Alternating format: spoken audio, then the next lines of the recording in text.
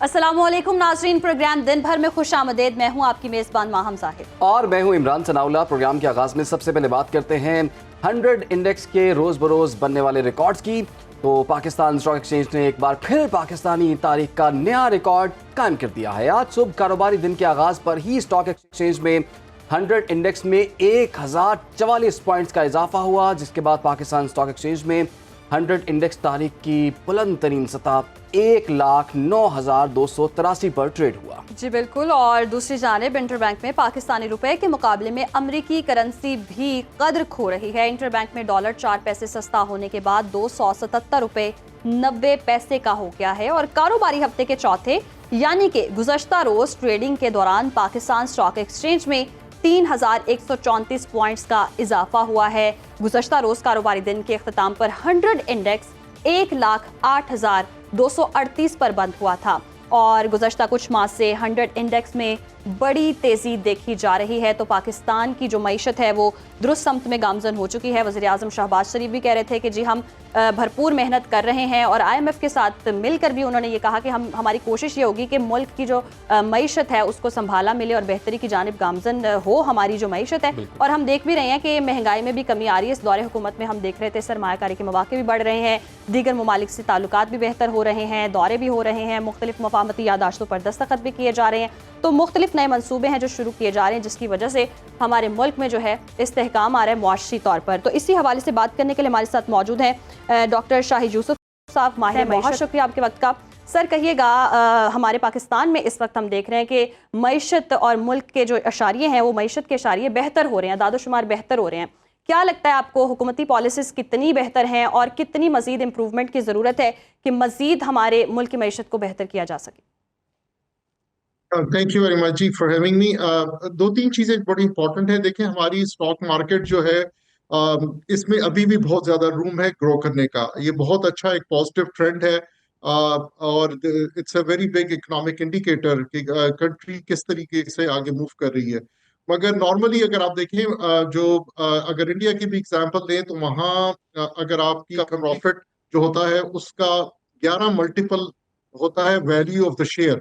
जी। हमारी इस वक्त पाँच पाँच साढ़े पाँच चार साढ़े पाँच चार तक के आसपास चल रहा है। तो अभी भी हमारा बहुत रूम है इसको और भी ग्रो करने का, विच इज वेरी पॉजिटिव। और ठीक है। कई रीजंस हैं ये हमारा जो एकदम अपस्विंग आया है। इसमें सबसे बड़ा इशू ये है कि आपने इन्फ्लेशन कंट्रोल की है। इन्फ्लेशन आपने देखा नवंबर में 4.9% पे आ गई है। दूसरा ये कि जो पॉलिसी रेट है वो पीछे नवंबर में 250 बेसिस पॉइंट रिड्यूस किया गया था। और एक्सपेक्टेड ये है कि चूंकि आपकी जो कोर इन्फ्लेशन है और हेडलाइन दोनों कम हो गई है बहुत, आपकी ये पॉलिसी रेट फर्दर नीचे आएगा, जिससे बेसिकली आपकी इस टाइम पे जो एक मार्केट में जो इन्वेस्टर है वो पैसे अपने वहां से बैंकों से निकाल कर वो लेके जा रहा है toward stock market and other places. One last thing जो बड़ी अनदर इम्पोर्टेंट फैक्टर था कि आपका जो मिनिमम प्रॉफिट रेट है वो भी रिमूव कर दिया गया है। तो इसकी राइट। वजह से जो लोगों ने पैसा रखा हुआ था बैंकों में वो भी अब स्टॉक मार्केट का रुख कर रहे हैं, लोगों ने वहां जो पैसा इन्वेस्टमेंट कर बैंकों में रहे हैं। रखा तो हुआ दीज था आर वो ऑल स्टॉक वेरी मार्केट की पॉजिटिव तरफ साइंस। लेकर जा रहे हैं वो पैसा। डॉक्टर साहब, आप हमारे साथ रहिए। डॉक्टर आबिद क़य्यूम सुलैरी साहब ने भी हमें ज्वाइन कर लिया है। डॉक्टर आबिद साहब, सर आप बताइएगा, ये जो 100 इंडेक्स में इतना ज़्यादा हम बूम देख रहे हैं, कुछ लोग कहते हैं गैर हकीकी है। आपके ख्याल में ये जो परफॉर्मेंस है ये गैर मामूली है, ये गैर हकीकी है? गैर मामूली है। देखिए, इसमें 3 फैक्टर्स हैं और तीनों फैक्टर्स इस वक्त पाकिस्तान के हक में जा रहे हैं। पहला फैक्टर जो है वो तो मुआशी पॉलिसी का तसलसल है। और अगर हम देखें कि IMF प्रोग्राम में होना और वजीर खजाना का बार बार इस अमर का अयादा करना कि IMF प्रोग्राम को कंप्लीट करेंगे, ये बजाते खुद इस चीज़ की जमानत है कि अगले 2-3 साल तक जो पॉलिसी कंटिन्यूटी है, मैक्रो इकोनॉमिक पॉलिसी कंटिन्यूटी, वो रहेगी। दूसरा इसमें जो फैक्टर है वो स्टेट बैंक का इंटरेस्ट रेट का कम होना है। जितना इंटरेस्ट रेट कम होता है उतना स्टॉक एक्सचेंज मार्केट में एक्टिविटी ज़्यादा देखने में आती है। और चूंकि जो एक शरह सूद है स्टेट बैंक की, वो एक तवातर से कम होती नज़र आ रही है। और अगली मॉनेटरी पॉलिसी में फिर तवक्को की जा रही है कि कम से कम 2 पॉइंट शायद मजीद नीचे आए। तो उस वजह से स्टॉक एक्सचेंज मार्केट में तेजी है। और तीसरी और अहम चीज़ जो है वो खिते की बाकी स्टॉक एक्सचेंज मार्केट्स के मुकाबले में परफॉर्मेंस है। और इस समर में कोई शक नहीं कि पाकिस्तान स्टॉक एक्सचेंज मार्केट जो है वो अपनी पीयर स्टॉक एक्सचेंज मार्केट में आप उसको बेस लाइन इफेक्ट कह लें, जो पहले इसमें काफ़ी कमी रही है 2019-20 में, उसकी वजह से, या बाकी दो फैक्टर्स जो मैंने आपको बताए उनकी वजह से ज़्यादा तेज़ी है। तो ये तीनों फैक्टर इस वक्त पाकिस्तान स्टॉक एक्सचेंज मार्केट की फेवर में जा रहे हैं और इसलिए यहाँ पे आपको तेज़ी देखने में नजर आ रही है। सही। डॉक्टर शाहिद यूसुफ साहब, आपकी जानिब आऊंगी। कहा यह जा रहा है एक रिपोर्ट के मुताबिक कि आइंदा आने वाले दिनों में मुल्क में महंगाई की शरह जो है 7% तक चली जाएगी। क्या लगता है आपको, कितनी सदाकत है इस बात में? ये इन्फ्लेशन तो अभी आपकी रिड्यूस हुई है। हमने टारगेट जो रखा था इस साल का वो 12% रखा था एनुअलाइज्ड, तो वो हम मोस्ट लाइकली हम वो अचीव भी करेंगे, बल्कि हो सकता है इससे भी कम हो जाए। और ऑलरेडी आपकी जो कोर इन्फ्लेशन है वो तकरीबन 8% है। आपकी जो CPI है वो 4.9% लास्ट मंथ में आई है। एनुअलाइज्ड वो तकरीबन 7-8% पे जा रही है। तो इन्फ्लेशन तो आपकी नीचे आई है, मगर इसमें थोड़ा सा हमें केयरफुल होना पड़ेगा कि जो हमारी रूरल इन्फ्लेशन है, स्पेशली फूड की इन्फ्लेशन, वो अभी भी बहुत ज्यादा है और उसमें एक ड्रामेटिक इंक्रीज देखने में आया है और जी अभी तक उस पर हम अभी काबू नहीं पा सके। ठीक है। अच्छा सुलैरी साहब, हमने देखा था कि मुस्लिम लीग नून की जो पिछली गवर्नमेंट थी 13 से 18 के दरमियान, उसमें स्टॉक एक्सचेंज ने 50,000 का हिस्सा गालिबन अबूर किया था, तो वो हम कह रहे थे बहुत अच्छा परफॉर्म कर रही मार्केट। लेकिन अब हम दोबारा देख रहे हैं कि 1 लाख से भी ऊपर चले गया है। मुस्लिम लीग नून की ही गवर्नमेंट है, दीगर इत्तेहादी जमातें भी साथ हैं। तो इस दरमियान जो एक गवर्नमेंट आई थी PTI की, उसमें मार्केट ने शायद कुछ इतना अच्छा परफॉर्म नहीं किया था, बल्कि डिक्लाइन की थी मार्केट। तो कौन से ऐसे फैक्टर्स होते हैं जो कि इसको इन्फ्लुएंस करते हैं सर? बड़ा फैक्टर जो था वो तो कोविड का फैक्टर था। जाहिर है कि कोविड के लॉकडाउन्स में पूरी दुनिया में एक जो था वो एक स्टेगनेंसी आई थी और फाइनेंशियल स्टेगनेंसी थी। और दूसरा इम्पोर्टेंट फैक्टर IMF के साथ जो कमिटमेंट्स की गई थी उनका पूरा ना होना था, जिसकी वजह से कि जो मुआशी पॉलिसियों का तसलसल था वो बरकरार ना रह सका। तो मेरा ख्याल है कि कोई रॉकेट साइंस नहीं कि उस वक्त स्टॉक एक्सचेंज मार्केट क्यों इतना परफॉर्म नहीं कर सकी। ये दो चीज़ें जो थी ये बहुत क्लियर थी। और इन्हीं वजह से जब वोट ऑफ नो कॉन्फिडेंस के बाद PDM की गवर्नमेंट आई थी, तो उस वक्त भी चूंकि मुआशी पॉलिसी जो थी उनका एक कंटिन्यूटी आपको नजर नहीं आ रही थी। IMF के साथ वादे करके बार बार तोड़े जा रहे थे, तो उस वक्त भी स्टॉक एक्सचेंज मार्केट जो है वो इस तरह से परफॉर्म नहीं कर पाई। IMF से किए गए जो वादे थे वो उस तरह से पूरे नहीं हो पाए, जिसने पाकिस्तान की इकोनॉमी को भी इन्फ्लुएंस किया और साथ ही साथ स्टॉक मार्केट ने काफ़ी डैमेज किया। बहुत बहुत शुक्रिया आपका डॉक्टर आबिद क़य्यूम सुलैरी साहब हमारे साथ मौजूद है। डॉक्टर शाहिद यूसुफ साहब, आपका भी बहुत बहुत शुक्रिया। बहरहाल ये अच्छी खबर थी कि 1,09,000 से ऊपर 100 इंडेक्स जो है वो जा चुका है। एक और अहम खबर शामिल करते हैं जी।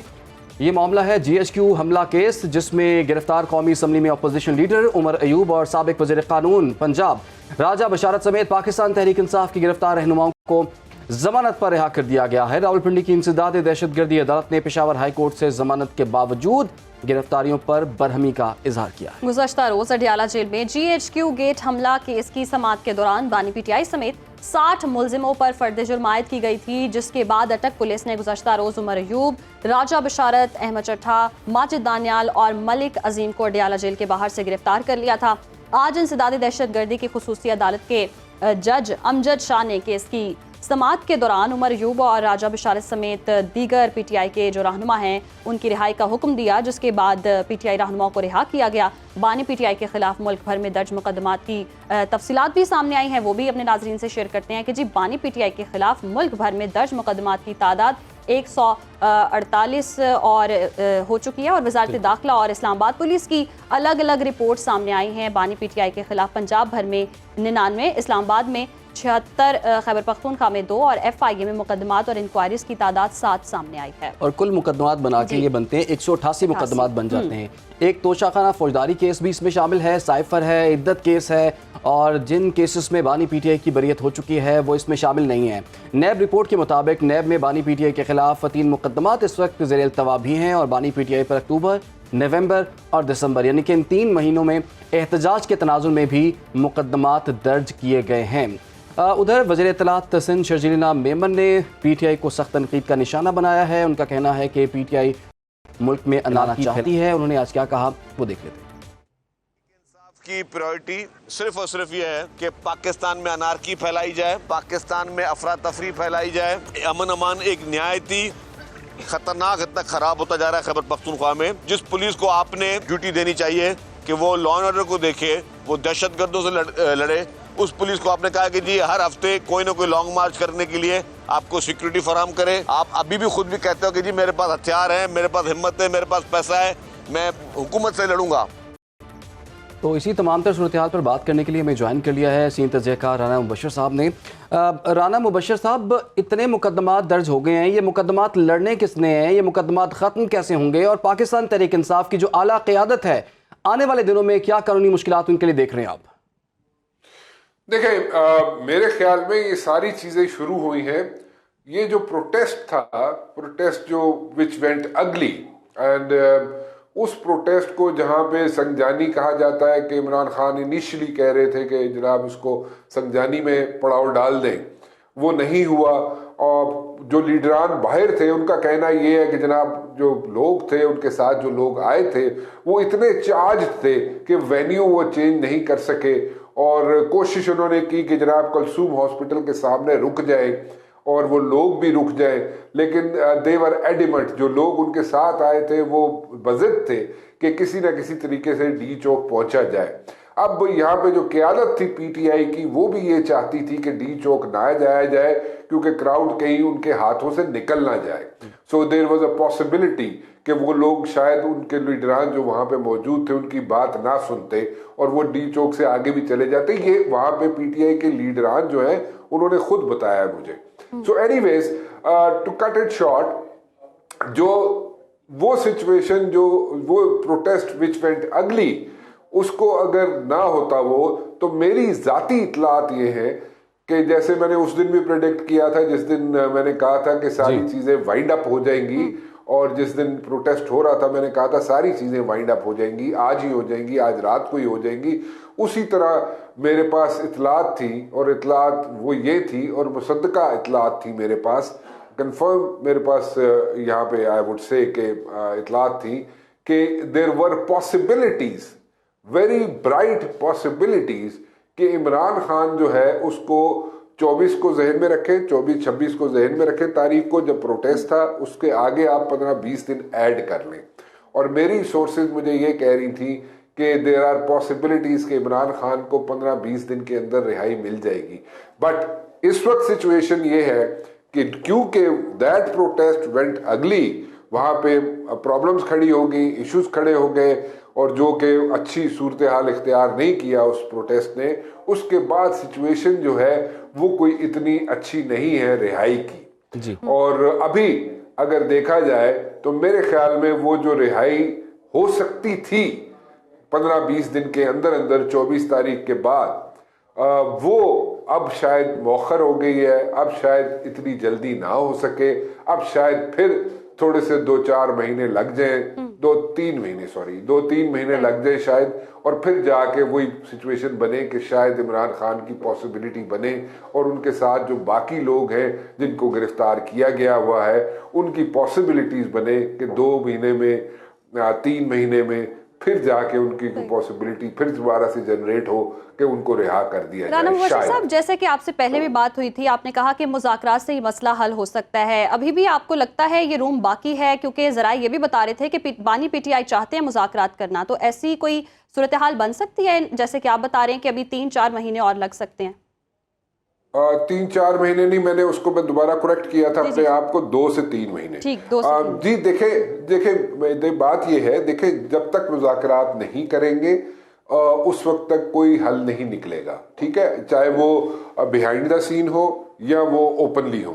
सो आई पर्सनली थिंक कि जो इमरान खान चाह रहे हैं वो ये चाह रहे हैं, उन्होंने अभी एक नेगोशिएशन कमेटी बनाई है अभी रिसेंटली, और वो नेगोशिएशन कमेटी जो है उसके अंदर उमर यूब भी है, और वो नेगोशिएशन कमेटी जो है वो मुज़ाकरात करेगी हुकूमत से।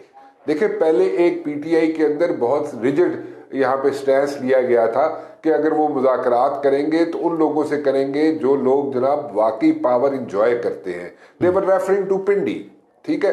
सो अब जो है, अब थोड़ी सी लचक मुझे जो नजर आ रही है पीटीआई के स्टैंस में, वो ये है कि जनाब वो किसी से भी बातचीत कर सकते हैं, हुकूमत से भी बातचीत कर सकते हैं। So this is a new thing which I think is going to happen, it is on the cards कि किसी वक्त भी मुज़ाकरात शुरू हो सकते हैं नेगोशिएशन टीम के साथ जो इमरान खान ने बनाई है। लेकिन राणा साहब, फाइनल कॉल तो हमने देख ली, वो तो एक किस्म की नाकामी हो गई, और उससे पहले भी जितने एहतजाज ये 3 महीनों में हमने देखे हैं उसका भी कोई ख़ास फ़र्क नहीं पड़ा। लेकिन अब जो अडयाला जेल से जो खबरें आ रही हैं ज़राए के हवाले से कि बानी चेयरमैन पीटीआई अभी भी ये कह रहे हैं कि मेरे पास एक आखिरी पत्ता है, तो इस सब के बाद एक आखिरी पत्ता क्या हो सकता है उनके पास? देखिए, वो आप उस ट्रम्प कार्ड की बात कर रहे हैं जो बार बार जिक्र किया जा रहा है कि इमरान खान कह रहे हैं कि उनके पास एक ट्रम्प कार्ड है और वो ट्रम्प कार्ड वो उसको अभी इस्तेमाल नहीं करना चाहते। ठीक है, हर एक के पास ट्रम्प कार्ड्स होते हैं, किसी न किसी ने उसको रखा होता है फॉर लाइक रेनी डेज, उसके लिए रखा होता है कि जनाब जब बहुत ज़्यादा मुश्किल पड़ गई तो फिर वो कार्ड यूज़ करेंगे।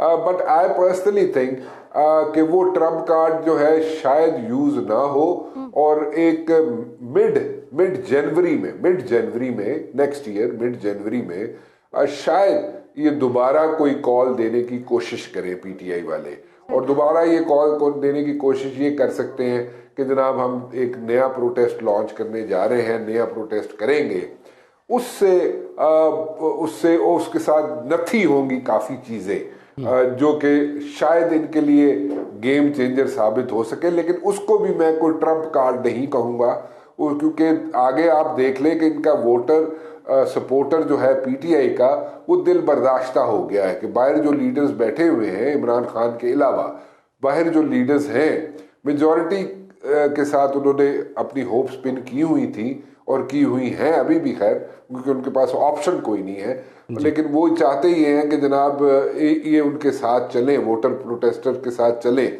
लेकिन वो दिल बर्दाश्ता हुए इस लीडरशिप से, मेजॉरिटी लोग उनका वोटर सपोर्टर जो है वो उनसे काफ़ी दिल बर्दाश्ता है। और ये 24 नवंबर का जो एहतजाज और जिस तरह से क़यादत जो है वो अपने कारकुनान को छोड़ के वापस चली गई, उस पर काफ़ी गुस्सा भी पाया जाता है इन कारकुनान में, और जितने भी सपोर्टर्स हैं वो मायूस हो चुके हैं। और जैसे कि राणा साहब ने कहा दोबारा कॉल दी जा सकती है, इम्कानात हैं, तो मुझे नहीं लगता कि उस तरह से अब सपोर्टर्स भी निकले, क्योंकि मायूस हो चुके, कितनी बार निकलते और क़यादत ही जब गायब हो जाती है, ये बड़ी मायूस कुन बात। जो फाइनल कॉल थी वो अब लग रहा है कि सेमीफाइनल कॉल है, क्योंकि एक राणा साहब मिस कॉल भी कुछ लोग कहते हैं उसे, लेकिन राणा साहब ये कह रहे हैं कि जनवरी के मिड में शायद एक और एहतजाज की कॉल जो है वो सामने आ सकती है, लेकिन देखना होगा कि हालात साजगार होते हैं या नहीं। कुछ दीगर मौज़ूआत की भी बात कर लेते हैं। खैबर पख्तूनख्वा के मुख्तलिफ इलाकों में सिक्योरिटी फोर्सेस ने 2 अलग अलग ऑपरेशंस में 8 खारजियों को जहन्नुम वासिल और 2 को गिरफ्तार कर लिया है। ISPR के मुताबिक इंटेलिजेंस बेस्ड ऑपरेशन सरारोगा जनूबी वज़ीरिस्तान में खवारिज की मौजूदगी की इत्तला पर किया गया और सिक्योरिटी फोर्सेस ने खवारिज के ठिकाने को मौसर तरीके से निशाना बनाया। खारजी सरगना खान मोहम्मद उर्फ खोरे समेत 2 खारजियों को हलाक किया गया।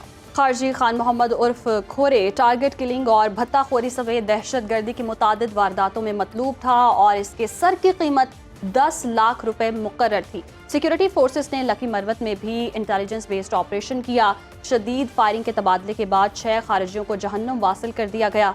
ISPR सिक्योरिटी फोर्सेस मुल्क से दहशत गर्दी की लानत के खात्मे के लिए पुरअज़्म हैं। खारजियों के खात्मे के लिए क्लियरेंस ऑपरेशन भी जारी है और इसी पर बात करने के लिए हमारे साथ हमारे गेस्ट भी मौजूद हैं।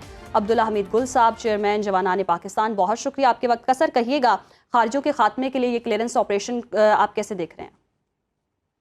बिस्मिल्लाहिर्रहमानिर्रहीम, बहुत मेरे ख्याल में कामयाबी की बात है और यकीनन ये एक जंग है, एक जंग है और दुनिया की सबसे बड़ी एक खुफिया जंग जो है वो पाकिस्तान इस टाइम पे लड़ रहा है। और ज़ाहिर है इसके अंदर बैरूनी ममालिक की एजेंसियां जो है वो भी शामिल हैं और पाकिस्तान चौमुखी लड़ाई लड़ रहा है। पाकिस्तान की आर्मी और पाकिस्तान की जो इंटेलिजेंस एजेंसी है ISI, वो एक बहुत ही ख़तरनाक जंग जो है वो लड़ रही है और उसमें ज़ाहिर है मुश्किलात भी होती हैं, दुश्वारियाँ भी होती हैं। हम जो है इससे आशना भी नहीं थे इस जंग से, लेकिन अब जब आई है तो इसके ऊपर लड़ना तो पड़ेगा। और मेरे ख्याल में फॉर्मेशन कमांडर्स कॉन्फ्रेंस जो कि कल जिसका इनेकाद हुआ था, उसके अंदर बड़ा वाज़ेह बता दिया गया कि दहशतगर्दी के हवाले से पाकिस्तान आर्मी ने ज़ीरो टॉलरेंस रखी है और इस टाइम पे मेरे ख्याल में हुकूमत जो है उसको भी इस चीज़ का बखूबी इदराक है। बलूचिस्तान हुकूमत और KP हुकूमत जो है वो ज़ाहिर है बलूचिस्तान हुकूमत की तो और बात है, वहाँ जो है कोऑपरेशन जारी है। लेकिन खैबर पख्तूनख्वा की हुकूमत जो है उसमें उस तरह से कोऑपरेशन नहीं है, क्योंकि जो काउंटर टेररिज्म डिपार्टमेंट और दूसरा जो एक मेरे ख्याल में हमारे मुआहदात हुए थे, और जब नेक्टा ने इनको वार्निंग्स दी और बाकायदा एक नेशनल सिक्योरिटी प्लान जो है मुरतब किया गया, तो उसके ऊपर जो कैपेसिटी बिल्डिंग करनी थी इदारों की वो नहीं की गई। खैबर पख्तूनख्वा हुकूमत ने तकरीबन पिछले 9 साल में 600 अरब रुपया जो है वो सिक्योरिटी के हवाले से वफाक से लिया, लेकिन वो अभी तक जो है वो पूरा नहीं किया गया। जहाँ तक अफ़वाज पाकिस्तान की बात है, अफ़वाज पाकिस्तान इससे ज़्यादा अपनी कमिटमेंट को क्या शो करे। नेशनल एक्शन प्लान जो बना था, उसके अंदर आपको याद है कि नेशनल एक्शन प्लान के हवाले से बड़ा वाज़ेह एक मौक़िफ़ इख्तियार किया गया था, और उसके अंदर जो है नेशनल एक्शन प्लान के अंदर हमने ये भी देखा कि किस तरीके से खारजियों को जो है वो जहन्नम वासिल किया गया, और जिस बिल्कुल। अंदाज के अंदर आज भी अफ़वाज पाकिस्तान अपनी कमिटमेंट्स को पूरा कर रही है, वो लायक तहसीन है। और यकीनन मेरे ख्याल में किसी भी मुल्क के लिए एक ये काम करना बड़ा मुश्किल होता है। जानों की कुर्बानियाँ जा रही हैं रोज़ाना की, और फिर ज़ाहिर है खारजी जो है वो किसी के चेहरे पे नहीं लिखा हुआ। इसलिए इंटेलिजेंस बेस्ड ऑपरेशंस जो होते हैं वो किए जाते हैं। अब इंटेलिजेंस बेस्ड ऑपरेशंस जो है वो इंतहाई अहमियत के हामिल हैं, क्योंकि तकरीबन 132 के करीब इंटेलिजेंस बेस्ड ऑपरेशंस जो है वो रोज़ाना की बुनियाद के ऊपर पूरे मुल्क के अंदर जो है वो किए जाते हैं। तो ये जो खारिजी हैं, जिनको ज़ाहिर है जो फितरतुल ख़वारिज है, जो कि बिल्कुल इनके साथ जंग लड़ना जो है वो जायज़ है, बिल्कुल हलाल है, और जो इस जंग के अंदर जो जी। हमारे तरफ से जो लोग जो है वो शहीद हो जाते हैं, अल्लाह ताला की राह के अंदर उनका एक अज़ीम तरीन मुकाम है, क्योंकि वो पाकिस्तान की कौम के मुस्तकबिल के लिए ये बिल्कुल अपने आपने आज ठीक कहा को अब्दुल्ला कुर्बान साहब करते हैं। कि जो पाकिस्तान की फोर्सेस हैं उन्होंने बड़ी कामयाबी से इन ऑपरेशंस को अंजाम दिया है और दहशतगर्दी का खात्मा भी किया है। ऑपरेशन राह रास्त हो, ऑपरेशन राह निजात हो, ऑपरेशन ज़रब अज़ब हो और अज़्म इस्तेहकाम भी हो, तो यहाँ से दहशतगर्दी खात्मा कर चुकी थी पाकिस्तान की फोर्सेस। लेकिन क्या ऐसी वजह है कि जो हुकूमत, सूबाई हुकूमत है, वो इसको मेनटेन नहीं कर पाती? और जैसे कि आपने जिक्र भी किया कि नेशनल एक्शन प्लान की जो मीटिंग्स हैं, एपेक्स कमेटी की मीटिंग्स जो होती थी, उनके जो फैसले होते हैं उस पर अमल दरामद क्यों ना हो सका सूबाई हुकूमत की जानिब से? फिर देखिए, सूबाई हुकूमत जो है वो लैतो-लाल से काम लेती रही है। नेशनल एक्शन प्लान के 20 नुकात थे, जिनमें से 4 जो है अफ़वाज पाकिस्तान के हिस्से में आए और वो आज तक अंजाम दे रही है। लेकिन जो 16 नुकात जो कि वफ़ाक के साथ भी थे, सूबाई हुकूमतों के साथ भी थे, जिसके अंदर नैरेटिव बिल्डिंग भी थी, एक नज़रिया भी बनाना था, अवाम के अंदर पुलिस को मज़बूत करना था, अवाम को बाशऊर करना था, ये सब काम जो है सूबाई हुकूमत की तरजीहात में शामिल नहीं है।